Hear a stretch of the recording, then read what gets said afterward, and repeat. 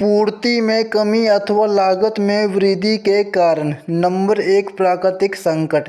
कई बार देश में बाढ़, सूखा, अकाल, भूकंप आदि प्राकृतिक संकट आदि आ जाते हैं। ऐसी स्थिति में उत्पादन कम हो जाता है, मांग के स्थिर रहने पर कीमतें बढ़ जाती है, मुद्रास्फीति उत्पन्न हो जाती है। नंबर 2, कर नीति।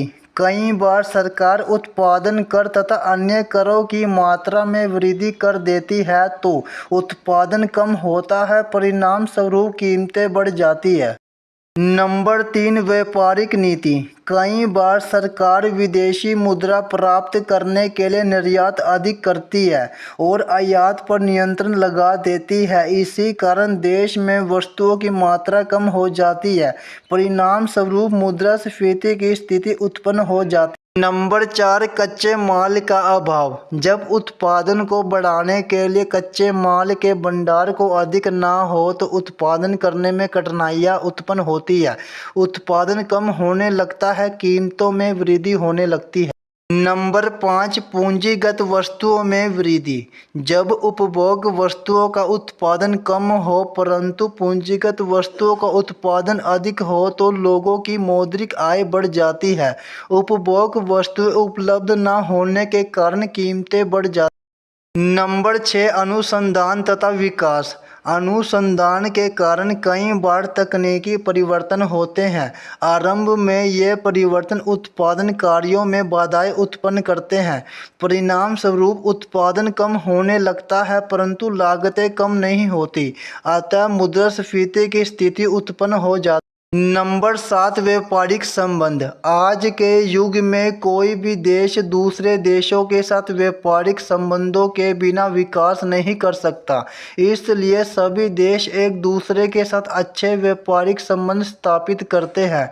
इसलिए एक देश की कीमत वृद्धि का प्रभाव दूसरे देशों पर पड़ने लगता है, परिणाम स्वरूप दूसरे देशों में मुद्रास्फीति की स्थिति उत्पन्न हो जाती है। नंबर 8, घटते प्रतिफल के नियम का लागू होना।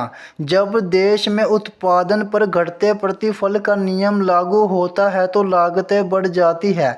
इस स्थिति में फर्में कम उत्पादन करती है ताकि लागतें कम हो सके, परिणाम स्वरूप देश में उत्पादन अर्थात पूर्ति में कमी हो जाती है तथा कीमतें बढ़ने लगती हैं। नंबर 9, कृषि उत्पादन। कृषि को मानसून का जुआ कहा जाता है, इसलिए कृषि उत्पादन की स्थिति बड़ी असंतोषजनक रही है।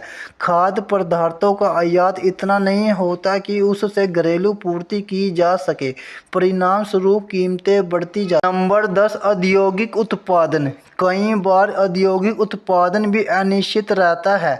चालक शक्ति की कमी, कच्चे माल का अभाव, औद्योगिक अशांति के कारण वस्तुओं का उत्पादन कम हो रहा जाता है, परिणाम स्वरूप कीमतों में वृद्धि होती है, मुद्रास्फीति की स्थिति उत्पन्न हो सकती है।